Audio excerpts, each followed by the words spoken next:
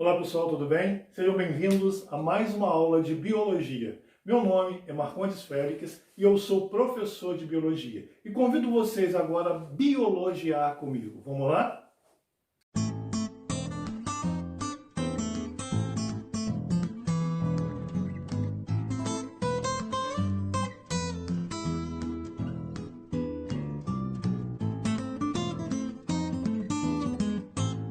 Na aula de hoje, nós vamos falar de duas grandes teorias da biologia. As teorias da evolução de Lamarck e a teoria da evolução de Darwin. Dois grandes cientistas que deixaram seu nome na história da biologia, tentando explicar a origem dos seres vivos, de como nós surgimos, de como nós evoluímos.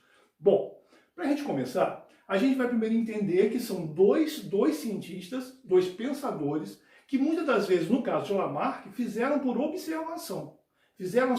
Criaram as suas teorias observando, né? Naquela época não tinha base científica, tanto de Lamarck nem de Darwin. Naquela época não se conhecia a genética que hoje nós conhecemos. Vamos começar a falar sobre Lamarck. Jean-Baptiste Lamarck foi um cientista e que ele observava o que acontecia na natureza à sua volta, como os cientistas fazem comumente. Tá? E ele acreditava que o meio transformava o indivíduo. Ou seja, ele acreditava numa chamada lei que ele criou, que era chamada lei do uso e desuso. O que ele queria dizer com essa lei? Que quanto mais você usasse um órgão, esse órgão desenvolvia, e isso poderia ser passado para a geração seguinte. Aí veio a lei da herança dos caracteres adquiridos. Vamos tentar entender isso com um exemplo bem fuleiro. Vamos dizer assim, vamos imaginar que um rapaz comece a malhar. Ele vai começar a malhar, ele vai para a academia, ele vai começar a ficar forte, né? E ele vai passar a sua vida malhando. Ele vai criar musculatura no seu corpo. Para Lamarck, essa musculatura criada poderia ser passada para os seus descendentes. Como assim, professor? Bom, simplesmente se passaria as características que foram adquiridas no meio para os descendentes. Isso é chamado de herança dos caracteres adquiridos. Vamos imaginar se a gente hoje em dia cortasse o rabo de um rato e os seus filhotes nascessem com o rabo cortado. Mais ou menos isso. Então Lamarck acreditava que o meio transformava o indivíduo e que essas transformações eram passadas para os seus descendentes. Muito tempo depois, mais quase um século depois, veio Darwin para explicar o que Lamarck tinha antes de explicar.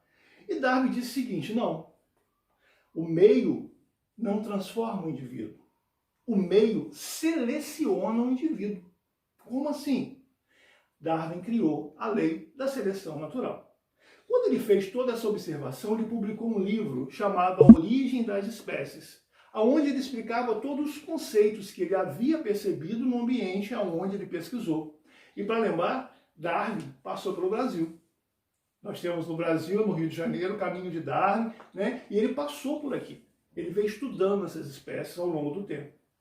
Bom, segundo Darwin, o indivíduo era selecionado. Vamos lá.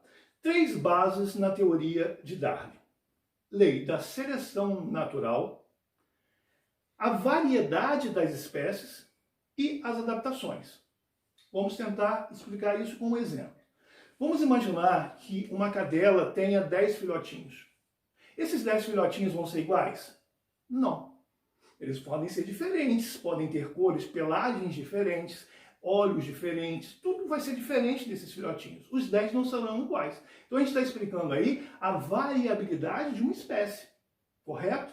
Bom, esses 10 filhotinhos, se for uma cadela de rua, por exemplo, ele vai ter que passar por inúmeros sacrifícios, correto? Ele pode ser atropelado, ele pode ser envenenado, ele pode ser capturado por alguém, correto? O que está acontecendo aí?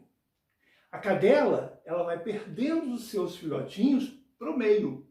O meio está selecionando os indivíduos mais adaptados. Daí ficaram somente 4 filhotinhos, que sobreviveram a todas essas estruturas do meio onde eles viveram. Houve o quê? A seleção natural. E esses indivíduos se adaptaram aonde eles viviam, e isso, as características dele, que foram características boas, modificadas, né, que deram a ele a condição de sobrevivência, vai ser passado para os seus descendentes. Observem que Darwin não conhecia genética. Darwin foi criado numa época, surgiu numa época que a genética nem se cogitava. Hoje em dia, a gente sabe que os caracteres dos indivíduos, eles vêm à questão dos genes, né? Eles estão ligados à questão genética. Por isso, muito tempo depois, surgiu uma teoria chamada de neodarwinismo. Vamos explicar melhor. Não são 3 teorias, tá? Primeira teoria, lamarckismo, aonde Lamarck acreditava que o meio transformava o indivíduo. Depois a gente tem o darwinismo, aonde Darwin acreditava que o meio selecionava o indivíduo.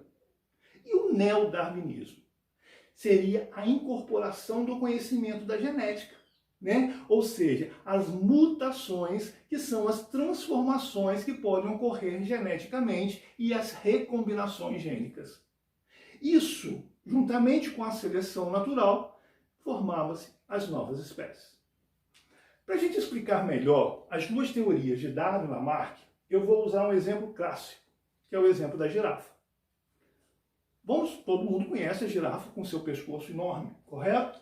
E de que a girafa se alimenta? Ela se alimenta de folhas de árvores, correto?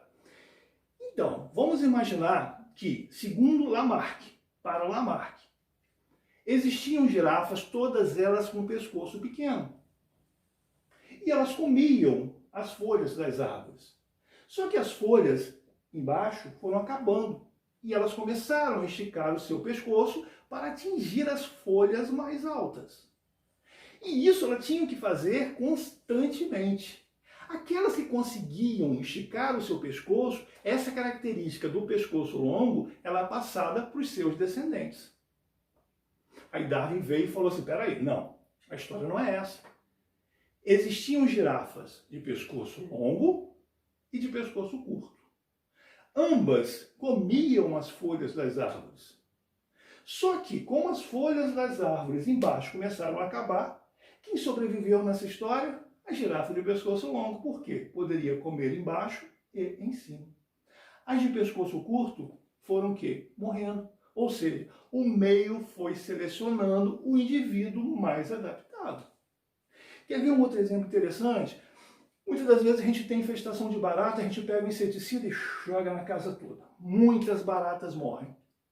Passados 2 dias começam a aparecer baratas novamente. O que aconteceu? As baratas ressuscitaram? Não. Aquelas baratas que estavam ali, elas foram resistentes ao inseticida. E essas que ficaram vão cruzar com suas espécies e vão criar descendentes resistentes ao inseticida também. Então, para matar essa barata nova, vai ter que se usar um outro inseticida mais forte, né, que possa matá-la. Então, pessoal, para a gente fixar esse conteúdo dessa aula sobre essas leis da evolução.